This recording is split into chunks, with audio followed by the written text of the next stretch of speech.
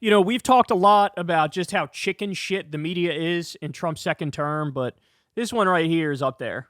This is so obnoxious. Ready? Washington Post backs out of fire Elon Musk ad order.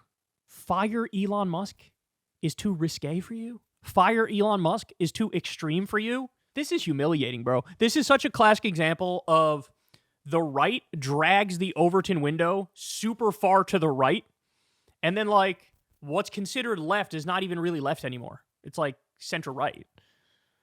I mean, think about how tepid it is to say, fire Elon Musk. This is a guy, he's an unelected bureaucrat, the richest robber baron on planet Earth. He literally spent hundreds of millions of dollars to get Trump elected. He owns the Republican Party. He owns the Trump campaign and the Trump administration. And he's making illegal cuts all over the place to our government agencies as he's getting more subsidies, right? And so to say fire, guys, the real conversation is, number one, deport Elon Musk because he allegedly came here as an illegal immigrant, according to his own brother. And this administration that's so anti-illegal immigrant, nobody's fucking talking about deporting him. But more importantly, arrest Elon Musk. Arrest him. He's already committed 500 fucking crimes. And fire Elon Musk goes too far for you? Fire Elon Musk. All right, here we go. Let's run through some of this. The Washington Post this weekend backed out of a fire Elon Musk advertising order that was to run as a wrap on some of its Tuesday editions, according to the advocacy group Common Cause. The group said it signed a $115,000 agreement with the Post to run the ad that would have covered the front and back page of the Tuesday paper, as well as a full-page ad with the same theme inside the paper. It said it planned to purchase the ad in collaboration with the Southern Poverty Law Center Action Fund. The ad's design features a large picture of Musk with his head tilted back, laughing, along with a cutout image of Donald Trump and large white text, "Who's running this country, Donald Trump or Elon Musk?" Lower down on the page, it features smaller font texts stating, "Since day one, Elon has created chaos and confusion and put livelihoods at risk, and he is accountable to no one but himself. The Constitution only allows for one president at a time. Call your senators and tell them it's time. Donald Trump, fire Elon Musk." It says, followed by the URL firemusk.org. Common Cause President Virginia Case Solomon said the Post's advertising sales representative was informed of the nature of the ad and seemed confident that running it over the paper wouldn't be a problem. The paper with the wrap ad was supposed to be delivered to subscribers at the Congress, Pentagon, and White House. We submitted the artwork back on Tuesday of last week. I'm assuming it went through a legal department or other kind of review. They said, you can have something inside the paper, but you can't do the wrap. We said, thanks, no thanks, because we had a lot of questions. Common Cause learned Friday that the Post would not run the outside the paper ad criticizing Musk. Quote, "Is it because we're critical of what's happening with Elon Musk? Is it only okay to run things in the Post now that won't anger the president or won't have him calling Jeff Bezos asking why this was allowed?" She said, referring to the Post owner, who is also the founder of Amazon and the space company Blue Origin. She said the Post did not provide an explanation for why it decided not to run the wrap ad. A spokesperson for the Post declined to comment, as the publication has a policy of not talking about internal decisions related to specific advertising campaigns. The Post's general guidelines for advertising state advertisers are responsible for complying with applicable law and regulation for political advertising, including using any required disclaimers.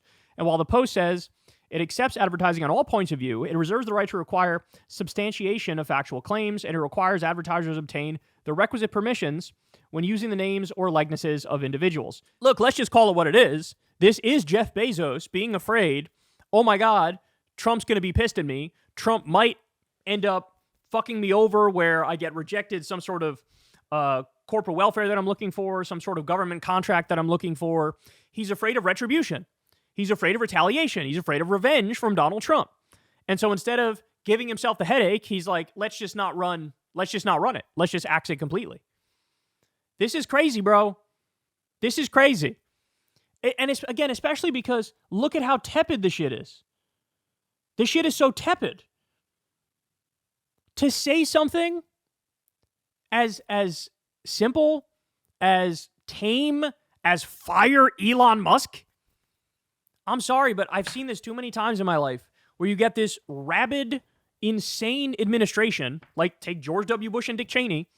They go in there, they wage multiple illegal wars, they do torture, which is against both U.S. law and the Constitution and basic human decency. They crashed the economy with their deregulation and tax cuts for the rich. Everything was horrible. Everything was bad. They lied us into a war. We wasted trillions of dollars in these wars and killed hundreds of thousands of innocent civilians, never mind our own soldiers who died.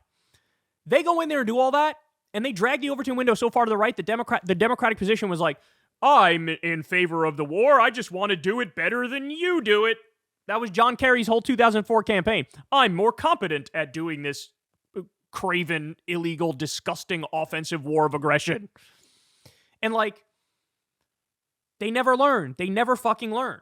Because not only is it the Democratic politicians that'll go to the right when the right goes to the far right, but also the media. Guys, don't take my word for it. Crystal has been doing this every day. She's been showing me, hey, look, here are the New York Times headlines. And you go read it. And it'll be like, Donald Trump makes big, bold action in a short time frame in his administration. Like, that's how they discuss destroying the Consumer Financial Protection Bureau and dismantling the Department of Education. That's how they talk about it. That's how they talk about it. It's like, this is journalistic malpractice. You're doing a disservice to the people who are reading you for the news when you can't call a spade, tell the truth, right? And it's a little different in this instance because it's an advertisement. It's not just, like a news article or even an op-ed.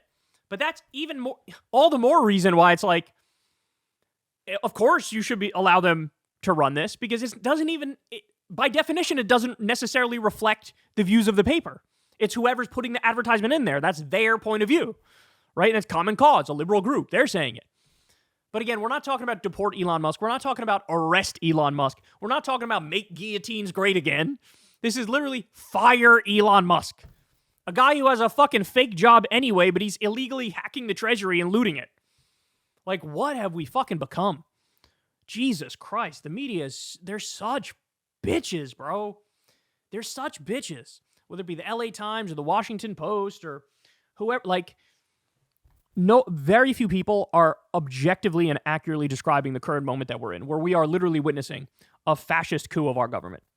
Like, that's what we're witnessing. We are witnessing a fascist coup of our government, and very few people are saying it in plain language and explaining exactly why that is factually the case. Like, that's just what's happening. So, Jesus Christ. Oh. But, hey, at least you have other outlets now where you can go, right? At least you guys can spread the word about this channel or, other great YouTube channels. Think of Humanist Report and Rational National and outlets like that. Like, there is a silver lining in this horrible moment. But I got to be honest with you guys. I would rather grow at a slower rate, but also have a media infrastructure that is doing their job well. I wish the New York Times was killing it. I wish the Washington Post was killing it. I wish CNN and MSNBC were killing it. Like, because it's so important to have just a chorus of reaction and resistance and defiance to this fascism. But instead, you get a lot of this. You get a lot of this happening, which makes me feel like, am I the crazy one? What happened here? Am I the crazy one where I'm the only one who's willing to call a fucking spade a spade? It really makes you question your own sanity when you see stories like this all the fucking time. Hey y'all, do me a favor and like and subscribe. It helps out big time in the algorithm. Click the bell as well for notifications when videos drop, and watch that video on screen right now. You know you want to.